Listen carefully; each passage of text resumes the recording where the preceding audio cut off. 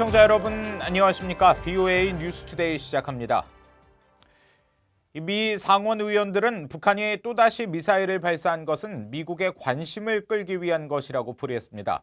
또 도널드 트럼프 대통령이 북한의 이런 도발에 더욱 단호하게 대응할 것을 주문했습니다. 첫 소식 김칸희 기자가 보도합니다. 상원 외교위원회의 팀 케인 민주당 의원은 북한의 이번 미사일 발사가 트럼프 행정부의 외교안보 정책 우선순위를 북한으로 돌리기 위한 의도라고 밝혔습니다. 북한은 연말까지 미국에 새로운 셈법을 요구하고 있지만 미국은 정작 다른 외교 현안에 몰두하는 상황이라는 설명입니다. That they feel like other issues are now commanding attention, Ukraine, Syria, other things. And North Korea has a habit of when they don't think they're being paid attention to, they do provocative things to be paid attention to. 밥 케이시 민주당 상원 의원도 북한의 거듭되는 미사일 발사가 힘을 과시하려는 북한의 전형적인 행태임을 지적했습니다. 그러면서 대화는 좋지만 트럼프 대통령이 이런 도발을 더 이상 묵인해서는 안 된다고 강조했습니다. Even as you're engaging with this regime and trying to make progress, you have to call out behavior and actions that are a threat to the Korean Peninsula and a threat to security more broadly. So I hope the president will be resolute in indicating to the North Korean regime that if you take steps like this, the following will happen. 케이시 의원은 또 북한이 도발 행위를 멈추고 실무회담에 나와 미국과 협상에 임할 것을 촉구했습니다. 벤 카딘 민주당 상원 의원은 특히 그동안 비핵화 조치의 첫 단계로 계속 거론돼 왔던 북한의 핵시설 신고 등이 실무회담에서 합의돼야 한다고 강조했습니다. North Korea must understand they have to come in compliance. If they are sincere about denuclearizing the Korean Peninsula, they have to make a declaration. We have to have a plan to move forward. 카딘 의원은 그러면서 북한이 핵 프로그램 포기를 위한 행동들을 보이지 않는다면 북한을 고립시키기 위한 조치들은 불가피할 것이라고 밝혔습니다. 이런 가운데 크리스 베놀른 민주당 상원 의원은 북한의 국제금융망을 원천 봉쇄하는 브링크 액트, 일명 원비어 법안이 상하원 단일 국방수권 법안에 포함될 가능성이 높다고 밝혔습니다. VOA 뉴스 김칸입니다. 한편 북한은 1일 전날 초대형 방사포 시험 사격이 성공적으로 진행됐다고 밝혔습니다. 그러면서 연속 사격 안정성 검증으로 실전 능력을 확증했다며 초대형 방사포가 새 전술 유도 무기와 함께 군 핵심 무기가 될 것이라고 밝혔습니다. 북한은 또 김정은 국무위원장이 시험 사격 결과를 보고받고 만족했다고 전해 김 위원장은 발사를 참관하지 않은 것으로 풀이됩니다. 앞서 한국합동참모본부는 북한이 31일 평안남도 일대에서 동해상으로 미상 발사체 2발을 발사했다고 밝혔습니다. 안토니우 구테우스 유엔 사무총장은 31일 북한의 이번 미사일 발사와 관련해 미북 실무 협상의 조속한 재개를 거듭 촉구했습니다.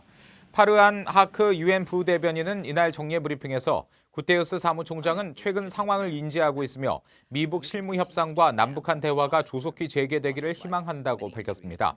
또 북한의 미사일 발사에 따른 유엔 안보리 회의 소집 여부에 대해서는 안보리 이사국들이 결정할 문제라고 말했습니다.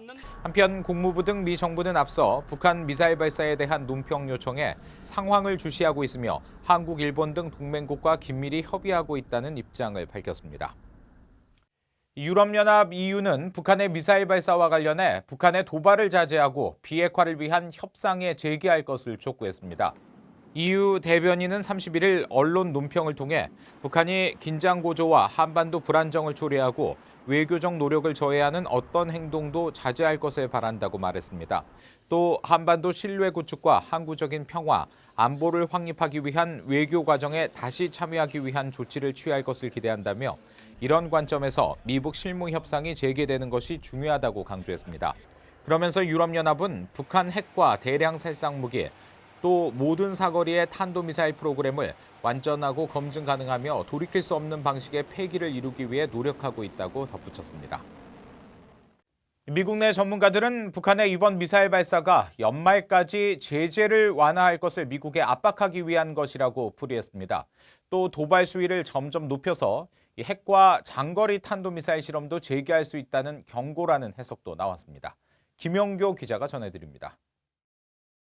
이번 단거리 미사일 실험은 북한이 미국의 제재 완화를 촉구한 것이라고 브루스 클링너 헤리티지 재단 선임연구원이 분석했습니다. North Korea is trying to pressure the U.S. to back off on and trying to really enforce UN sanctions, as well as lower our policy requirements for the denuclearization negotiations. 클링너 연구원은 특히 북한이 발사에 앞서 연말 시한을 지속적으로 상기시킨 건 요구가 받아들여지지 않을 경우 도발 수위를 더욱 높이겠다는 신호를 보낸 것으로 풀이했습니다. 조셉 디트라니 전 육자회담 미국 차석 대표도 이번 미사일 발사를 최근 북한 고위 관리들의 잇따른 대미 압박과 연계했습니다. We're coming close to the year end. So, I mean, this is further to Kim Yong-chol's comments and Kim Gae-gwan's comments, what North Korea's been doing over the last 2 months. 이번 발사는 북한이 트럼프 대통령의 금지선을 넘을 수 있다는 신호라는 분석도 나왔습니다. 북한이 핵실험과 장거리 미사일 실험도 재개할 수 있다는 협박이란 겁니다. This is to illustrate that they're serious about their threat to resume nuclear and missile testing if the U.S. doesn't accept North Korea's proposal for sanctions relief. 세이모 전 조정관은 다만 트럼프 대통령이 반응을 보이지 않고 있다는 점을 들어 북한의 협박이 그다지 효과가 없다고 지적했습니다. 북한이 이번 발사로 미국과 정상회담을 요구한 것이라는 분석도 있습니다. I think what they're looking to do is try to motivate the U.S. administration toward another high-level summit meeting of leaders, kind of creating a crisis and then hoping that somehow they could stimulate a response in the form of another high-level meeting. 선첸 전 차관보 대행은 실무 협상에서 진전이 없는 가운데 김정은 북한 국무위원장이 트럼프 대통령과의 정상회담을 원하고 있을 것이라고 말했습니다. VOA 뉴스 김현경입니다. 이 한편 미북 협상이 본격적으로 진행되면서 한동안 주춤했던 미 전략 자산이 최근 한반도 주변에 다시 모습을 드러냈습니다. 이 북한에 대한 방어와 함께 중국, 러시아를 견제하기 위한 것으로 전문가들은 분석했습니다. 오택성 기자가 취재했습니다. 북한은 스톡홀름 실무 협상 이후 하루가 멀다 하고 같은 메시지를 반복적으로 내보내며 비핵화 협상에 대한 미국의 셈법 변화를 압박하고 있습니다. 미국 측에서 흥미로운 정보들이 있고 언젠가 중대한 재건이 있을 것이라는 지난주 트럼프 대통령의 원론적 발언을 제외하곤 별다른 언급이 나오지 않고 있습니다. 이런 가운데 최근 미군 전략 폭격기와 정찰기 등의 움직임이 눈길을 끌고 있습니다. 해외 군용 추적 사이트인 에어크래프트 스폿은 최근 트위터를 통해 B-52H 전략 폭격기 2대가 지난 25일 공중급유기 세대의 지원을 받으며 동해 등지에서 작전을 수행했다고 밝혔습니다. B-52는 대륙간 탄도미사일, 전략 핵 잠수함과 함께 미국의 3대 핵 전력으로 꼽히는 대표적인 전략 자산입니다. 이어 29일에는 미국 네브래스카 오펫 공군기지에 있던 RC-135U 정찰기 한 대가 일본 오키나와의 가데나 미 공군기지로 이동 배치된 것으로 알려졌습니다. 미 군사 전문가들은 미 전략 자산의 움직임이 북한과 무관치 않은 방어적 활동이라고 분석했습니다. So the RC-135 likely does have to do with North Korea, but that's a reconnaissance aircraft. It's monitoring things that are North Korea's doing. It's purely a defensive kind of activity.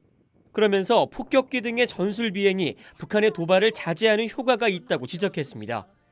But it certainly should indicate to North Korea that the U.S. has long-range military capabilities that it will exercise and in the area, and North Korea should avoid taking provocative action. 중국과 러시아 등에도 전하는 메시지가 있다는 분석도 나왔습니다. 마이클 오웰런 브루킹스 연구소 선임연구원은 최근 러시아와 중국 군용기가 한국의 방공 식별구역에서 비행한 사실을 언급하며 폭격기와 정찰기 등의 활동은 중국과 러시아를 견제하기 위한 것으로 풀이했습니다. 핵무기 탑재가 가능한 B-52 전략 폭격기는 북한이 특히 싫어하는 전략무기입니다. 이 때문에 미북 협상 기간에는 한반도 전개가 뜸했는데 최근 다시 나타난 배경을 북한도 예의주시할 것으로 보입니다. VOA 뉴스 오택성입니다. 미국의 비핵화 실무 협상을 이끌고 있는 스티븐 비건 국무부 대북 특별대표가 국무부 부장관에 지명됐습니다. 백악관은 31일 도널드 트럼프 대통령이 러시아 주재 미국 대사로 지명된 존 설리번 부장관의 후임으로 비건 대표를 선임했다고 발표했습니다. 부장관은 마이크 폼페오 국무장관에 이은 국무부 내 두 번째 자리로 상원 인준 청문회를 거쳐야 합니다. 미 언론과 전문가들은 비건 대표가 부장관으로 임명되더라도 비핵화 실무협상 수석대표직을 계속 유지할 것으로 전망하고 있습니다. 이상으로 VOA 뉴스투데이 마칩니다. 함께해 주신 여러분 고맙습니다.